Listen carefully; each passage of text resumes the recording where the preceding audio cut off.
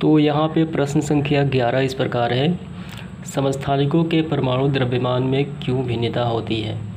तो ये काफ़ी आसान सा प्रश्न है। तो सबसे पहले ये समझ लेते हैं कि समस्थानिक क्या होते हैं। तो ये दो होते हैं, पहला होता है समस्थानिक और दूसरा समभारिक।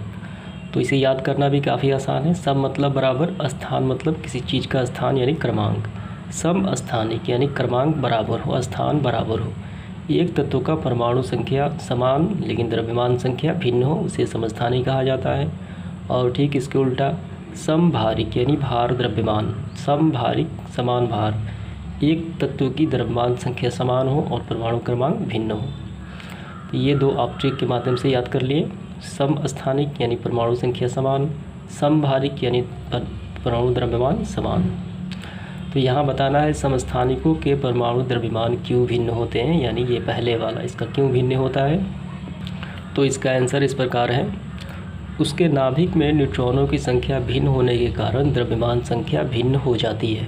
ठीक है, उस तत्व के नाभिक में न्यूट्रॉनों की संख्या भिन्न होने के कारण।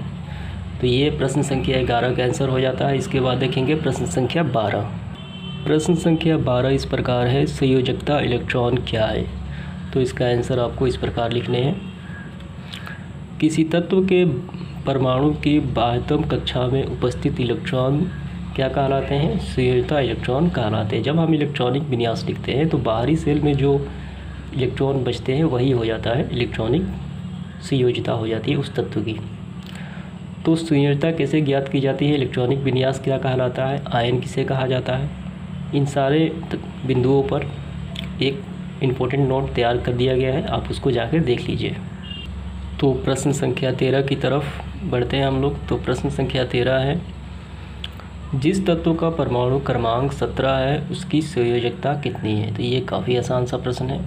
तो संयोजकता ज्ञात करने के लिए सबसे पहले इलेक्ट्रॉनिक विन्यास हम लिखते हैं। तो परमाणु क्रमांक कितना है, तो परमाणु क्रमांक है 17। तो इसका इलेक्ट्रॉनिक विन्यास हम लिखेंगे।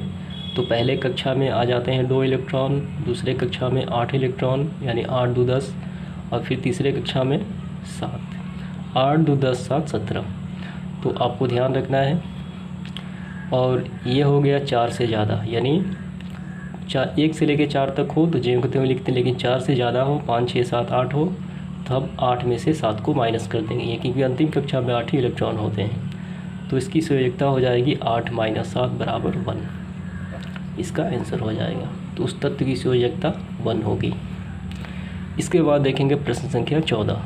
प्रश्न संख्या 14 है, तत्वों की संयोजकता किस पर निर्भर करती है। तो ये आसान सा प्रश्न, इसका आंसर होगा तत्व के परमाणु के बाह्यतम कक्षा में उपस्थित इलेक्ट्रॉन पे। तो आइए इसको एक उदाहरण से समझ लेते हैं। तो ये एक धातु है जिसका नाम है सोडियम। तो इसका परमाणु क्रमांक होता है 11। तो सबसे पहले हम इसकी संयोजकता ज्ञात करेंगे। तो संयोजकता ज्ञात करने के लिए हमें इसका इलेक्ट्रॉनिक विन्यास लिखना होगा। तो ये इस प्रकार लिखा जाएगा, पहले कक्षा में 2, दूसरे में 8, 8 2 10 1 11। तो इस प्रकार हो जाता है, जैसे कि ये होता है परमाणु मॉडल, पहले कक्षा में है 2, दूसरे में है 8 और तीसरे में 1। तो बाहरी कक्षा में कितने इलेक्ट्रॉन हैं, तो 1 है। तो यही हो जाएगी इसकी संयोजकता। आपको समझ में आ गया होगा कि बाहरी कक्षा में उपस्थित इलेक्ट्रॉन उसकी संयोजकता को बताते हैं। तो इस प्रकार इसका आंसर हो जाता है। इसके बाद देखेंगे प्रश्न संख्या 15। प्रश्न संख्या 15 इस प्रकार है, विसर्ग नली में कैथोड किरणें कहाँ से निकलती हैं। तो जब इलेक्ट्रॉन का खोज हो रहा था कैथोड किरणें से, तो कैथोड किरणें कहाँ से निकलती है, तो ये निकलती है कैथोड से। ठीक है, कैथोड से निकलती हुई एनोड की तरफ बढ़ती है और यही जाकर इलेक्ट्रॉन इसका नामकरण पड़ा। इसके बाद देखेंगे प्रश्न संख्या 16। प्रश्न संख्या 16 है, उस तत्व का नाम बताएं जिसके परमाणु में सिर्फ 2 मूल कण पाए जाते हैं।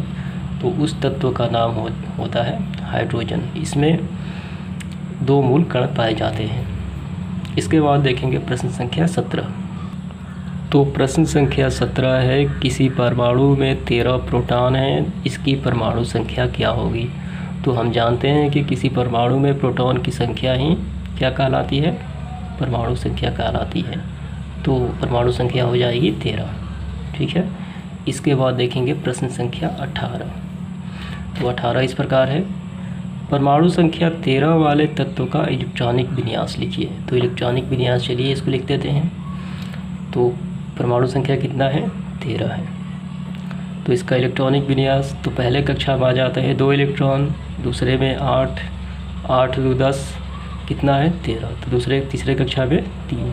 तो इसका इलेक्ट्रॉनिक विन्यास हो जाता है इस प्रकार। तो ये किसका है, तो ये होता है एल्युमिनियम का। अगर हमें यहाँ पे संयोजकता पूछी जाती तो संयोजकता हो जाएगी 3। ठीक है, इसकी संयोजकता हो जाएगी 3। बाहरी कक्षा में 3 इलेक्ट्रॉन है और इलेक्ट्रॉनिक विन्यास इस प्रकार हो जाता है, यानी एल्युमिनियम। इसके बाद प्रश्न संख्या 19 की तरफ बढ़ते हैं। क्लोरीन परमाणु तथा क्लोरीन आयन में प्रोटॉनों की संख्या बताएं। तो ये आसान सा प्रश्न है, तो आपको ध्यान देना है। तो इसमें प्रोटॉनों की संख्या हो जाएंगी कितनी, 17 ही। तो यहाँ देखिए आप, ये हो गया क्लोरीन परमाणु। तो क्लोरीन का यहाँ पे है इलेक्ट्रॉनिक विन्यास कितना होता है, तो होता है 17। तो इसका इस प्रकार लिखा गया है। तो यहाँ पे बाहरी कक्षा में जो 8 इलेक्ट्रॉन ही आ सकते हैं, लेकिन एक कम है, तो एक इलेक्ट्रॉन का क्या करेगा, दूसरे से लेगा, तो बन जाएगा क्लोरीन आयन। जो इलेक्ट्रॉन ग्रहण करेगा दूसरे से, तो इलेक्ट्रॉन हो गए ज़्यादा, पहले से 17 अब हो गए ज़्यादा, यानी 18 इलेक्ट्रॉन। लेकिन प्रोटॉन तो चेंज नहीं हुआ, प्रोटॉन तो पहले से ही था 17। तो इसका आंसर हो जाएगा 17 प्रोटॉन।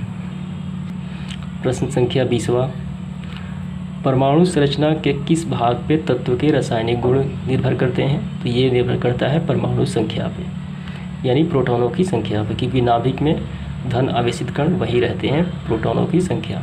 अति लघु उत्तरीय प्रश्न का दूसरा भाग वीडियो, इसके बाद देखेंगे तीसरे भाग में अगला प्रश्न। तो आज के लिए इतना ही, धन्यवाद।